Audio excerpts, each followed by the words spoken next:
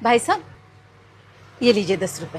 हाँ जी, क्या चाहिए आपको? कल मैंने आपसे सामान लिया था, उसके 70 रुपए हुए थे। मैंने आपको 100 का नोट दिया तो आपने मुझे 30 रुपए के बदले 40 रुपए दिए। और ये बात मुझे घर जाके पता चली। मैं कल रात ही आपके 10 रुपए वापस देने आई थी, लेकिन आपकी दुकान बंद हो चुकी थी, इसलिए मैं अभी आई हूँ। आप कहाँ रहते हैं मैम? मैं सेक्टर 8 में रहती हूँ। वहाँ से यहाँ तक 5 किलोमीटर, आप 10 रुपए वापस करने आए हो? अगली बार सामान लेने आती तब दे देती। और इस 10 रुपए से मुझे कोई फर्क नहीं पड़ता। भाई साहब, मेरे पति अब नहीं रहे, लेकिन वो हमेशा कहते थे किसी का पैसा नहीं रखना चाहिए। जिसका पैसा है वो चुप रह सकता है, लेकिन हमने अगर किसी के पैसे रख लिए, ऊपर वाला सबका हिसाब करता है। और हमारे किए की सज़ा हमारे साथ साथ हमारे परिवार को और बच्चों को भी मिलती है। नमस्ते भैया। रमेश, दुकान पे ध्यान दे, मैं आ रहा हूँ। अरे मालिक, आओ क्या? आइए आइए आइए आइए, बैठिए बैठिए।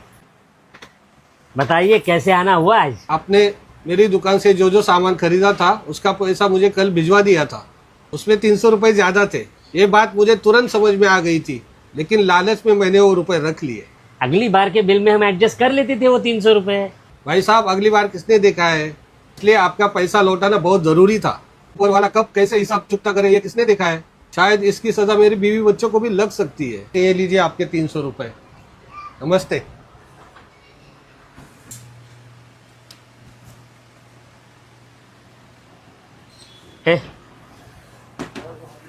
ऑफिस संभाल, मैं जरा आता हूँ।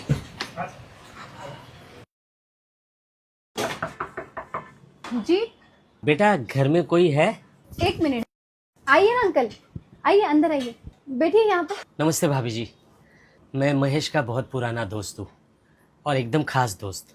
दरअसल महेश पिछले कुछ सालों से मेरे पास पैसे जमा कर रहा था, लेकिन बीच में ही महेश हम सबको छोड़कर चला गया। महेश ने 13 लाख रुपए जमा किए थे मेरे पास। अब ये बात महेश और मेरे अलावा किसी को पता नहीं थी, इसलिए उन पैसों का लालच मुझ पे हावी हो गया। लेकिन आज एक दोस्त की वजह से मेरे ज़मीर ने मुझे पूरी तरह से झंझोड़ा। और फिर मुझे लगा कि अगर मैं किसी का पैसा खाऊं तो उसकी हाय मेरे बच्चों को लग सकती है, मेरे परिवार को लग सकती है। शायद महेश भी हमेशा यही कहता था। भाभी जी, ये लीजिए आपके 13 लाख रुपए। इस दिवाली आप भी किसी की अंधेरी जिंदगी में उम्मीद का एक दिया जलाए। हैप्पी दिवाली।